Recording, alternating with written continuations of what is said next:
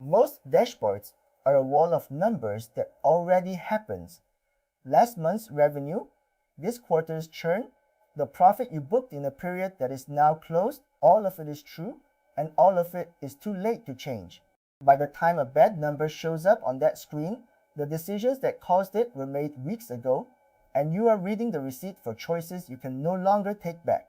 That gap is the difference between a leading indicator and a lagging one, and it quietly decides whether you spend your week steering or just reacting. Today I want to explain what each kind of number actually is, why a dashboard made only of lagging numbers keeps you a step behind, how to pair a couple of each so you can see trouble coming, and the trap that catches most people, picking a leading metric that does not actually drive the outcome you care about. I have stared at a revenue chart wondering why it would not move when the thing that moved revenue happened a month earlier and I was not watching it. I have also fallen for a leading number that looked busy and predicted nothing at all. So this is the plain version, the way I would explain it to a friend building their first dashboard, including the parts where a good idea goes wrong if you are not careful. What a lagging indicator is. A lagging indicator is a number that measures a result after it has already settled. Revenue for last month, customers lost last quarter, profit for the year. It reports what happens. It is usually the number you actually care about, the outcome, the scoreboard, and it is accurate, which is exactly why people love it. The catch is simple. By the time it is final, the window to change it has closed. You can learn from it, but you cannot touch the period it describes because that period is already gone. A leading indicator is a number that moves before the outcome and points at where the outcome is heading. Trial signups this week, how many new users reached their first real win, the number of sales calls booked, the size of your pipeline, none of these are the money yet. They are the early signals that tend to turn into the money or into the churn a little later. The whole value of a leading indicator is that it changes while you can still do something about it before the result is locked in. A cleaner picture. Here is the everyday version. Your bank balance at the end of the month is a lagging indicator. It tells you how you did. How many times you ate out this week and how much you spent is a leading indicator. It hints at where the balance is heading before the statement ever arrives. One is a photograph of a result. The other is the thing still in motion that you can nudge today. Both are useful, but only one of them responds when you push on it right now, and that is the one that changes your week. Depends. Wermprekens in DTT fortune. Wittenins, Wittenwampers, Wittenins, Hauptadesada. If your whole dashboard is lagging numbers, you are permanently driving by the rear mirror. You find out about a problem only after it has fully arrived, when the churn is already booked and the revenue already missed. You can react, but reacting is expensive and slow, and every fix is a fix for damage that already landed. A business run only on lagging numbers is always a month late to its own bad news, and it feels like being ambushed by results you could have seen coming if you had been watching the right signals. Leading indicators buy you time. The reason to bother with leading indicators is time. They turn a surprise into a warning. If you watch trial signups and they quietly drop this week, you know roughly that revenue will sag in a month or two, and you have that month or two to react while it still matters. The leading number does not make the problem smaller, it just tells you sooner, and sooner is the only moment when you actually have options. That early warning and the room to act on it is the entire point of the exercise. The two questions that sort any metric. So when you look at a number, ask two things. First, can I still change the thing this measures, or is it already set? That tells you whether it is leading or lagging. Second, does this number reliably move before the outcome I care about? That tells you whether it is a leading indicator worth trusting or just noise that happens to wiggle. A good leading metric passes both tests. You can act on it, and when it moves, the outcome you care about tends to follow a while later. The trap that catches everyone. Here is where most people go wrong.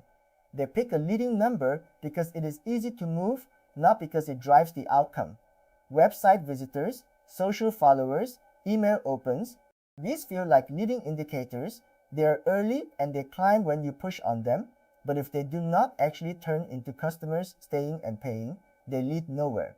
You can pour a whole month into lifting a number, that has no real link to your revenue, feel productive the entire time, and end up exactly where you started, only more tired. How to check the link is real? The fix is to test the link instead of assuming it. Look back over the months you already have. When your chosen leading number went up, did the outcome follow a while later? More often than not. When it fell, did the outcome sag? If there is no honest relationship in your own history, it is not your leading indicator.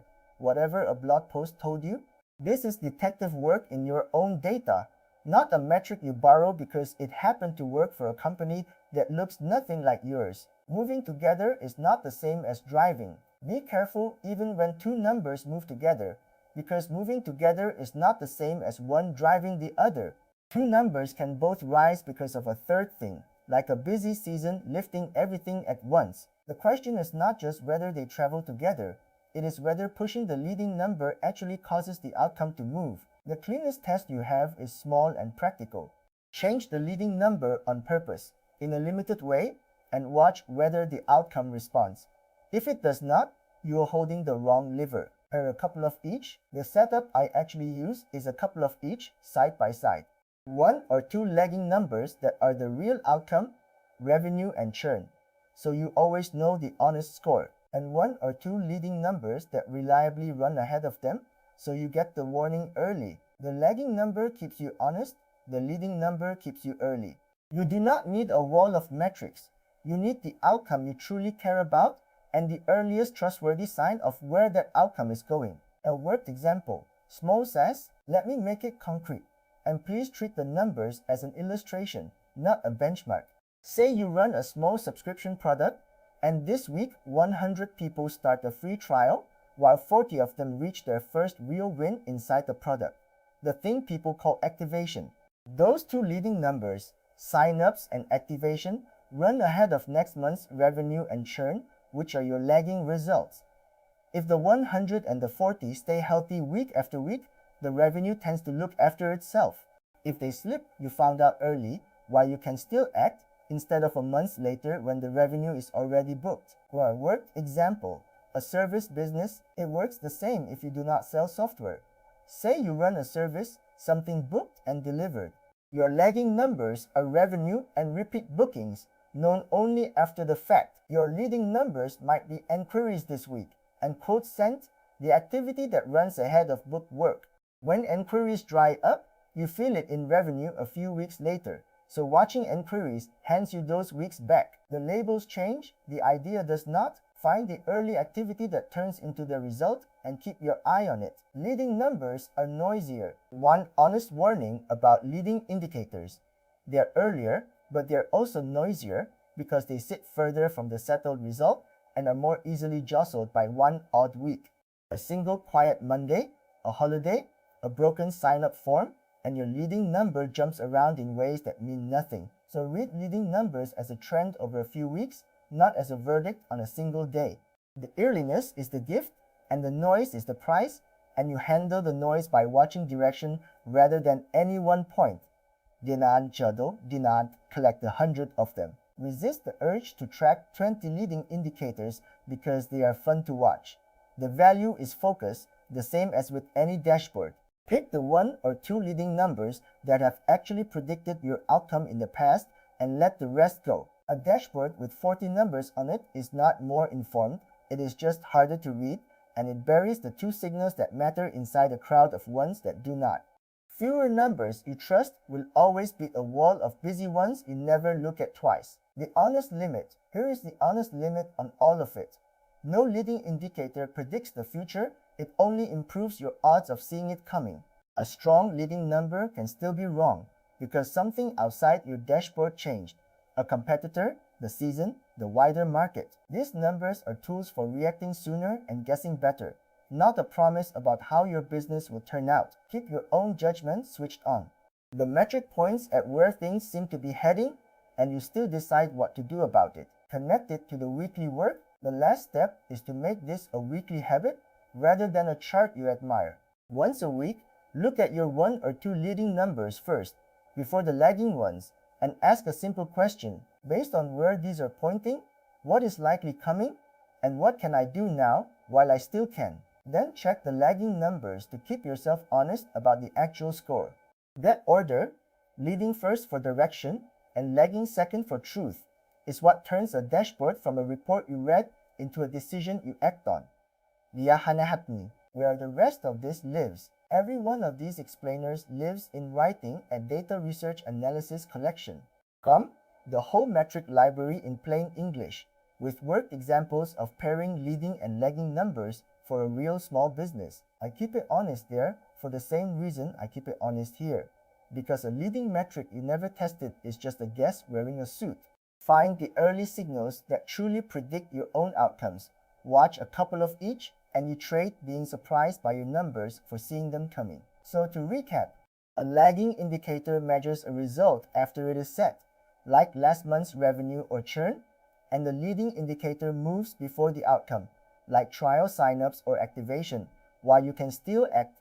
A dashboard of only lagging numbers keeps you reacting late, so pair a couple of each, the outcome you care about, and the earliest trustworthy sign of where it is going. Watch out for the leading metric that climbs but drives nothing, and test the link in your own history before you trust it. Next time I want to break down cohort analysis so you can see how each group of customers behaves over time instead of blurring them into one average. I will see you in the next one.